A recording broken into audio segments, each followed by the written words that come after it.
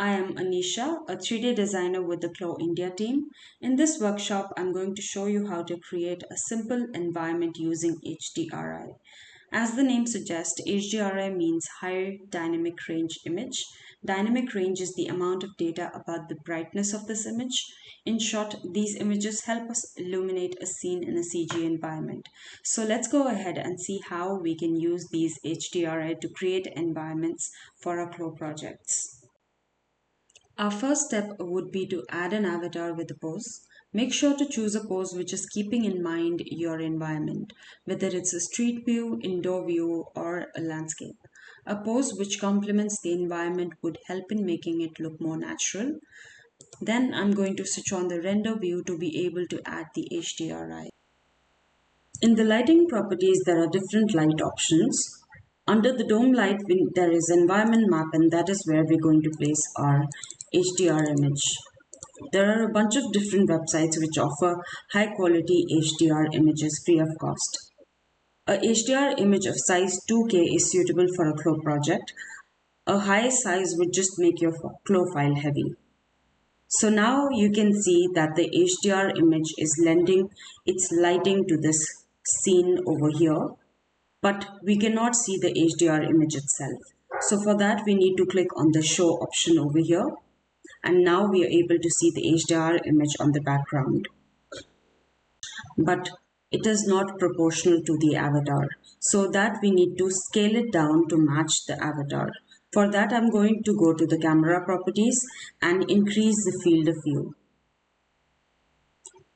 Once I have got a desired distance, I can just zoom in my avatar towards myself and also rotate it. And I can pan my window and place the avatar as if it looks like she is walking on the ground. So this is how we can make the avatar proportional to our HDR image. So now, since our avatar and the HDR image are proportional to each other, we can use different areas of the HDR image as a backdrop for our avatar. So if I want to use the same HDR image but different areas of the HDR image, I can go and change the light angle over here. And as you can see, when I'm rotating or changing the light angle, I am placing my avatar in different areas of the HDR image, and this gives us a lot of versatility even when using a single HDR image. And the lighting will also change according to the area of the HDR image where you are placing your avatar in. And since it's a 360-degree photographic image, it really gives us a wide variety of different backdrops in a single HDRI. That is how we rotate a HDR image. Now, in case I want the same backdrop which I have currently and I want a different view of my avatar, let me try and do this. So you can see while I'm trying to rotate my avatar, even the HDR image moves along with it. And I have less control over the view that I would want of the avatar. So for that, what we will do is we will go in the light properties and we will lock our HDR image to our camera.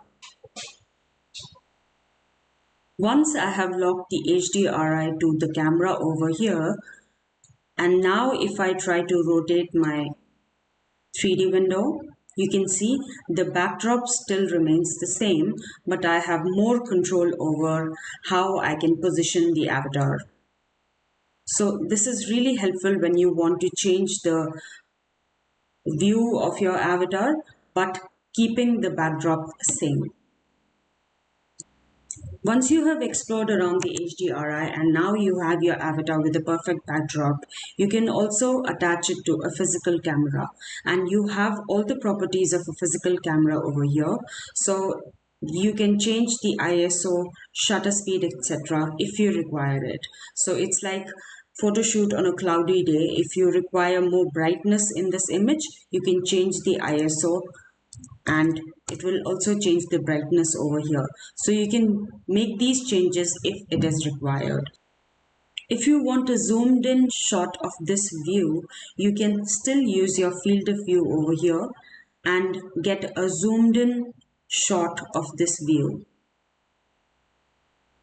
And since I've attached the physical camera, I can also click on the depth of field, and using the focus by left click, I can click over here and make the focus my avatar or the background. So whatever, if I click on the background, my avatar will become blurry and the focus will become the background.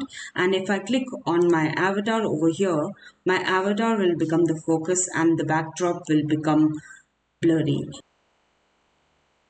It's also possible to remove certain strong hues in your image. As in this one, you can see there is a strong blue hue on the image. So if I want to remove that, I can use the physical camera white balance. I can select a light blue color and this will cancel the blue in my image. And now you can see the image looks much more natural and it does not have a blue hue all over it. So when you have a HDRI and the avatar which is perfectly set and you have a view, but now I want to view my avatar completely with the shoes including. So I can use something called the effects over here in the camera properties, and there is a vertical tilt and a horizontal tilt, and it is, as the name suggests, it tilts your image slightly.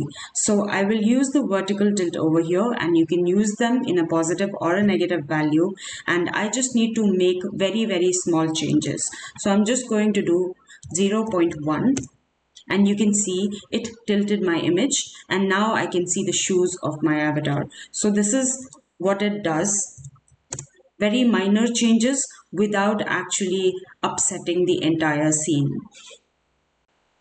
This is how you can use HDRI to create various simple environments for your Flow projects.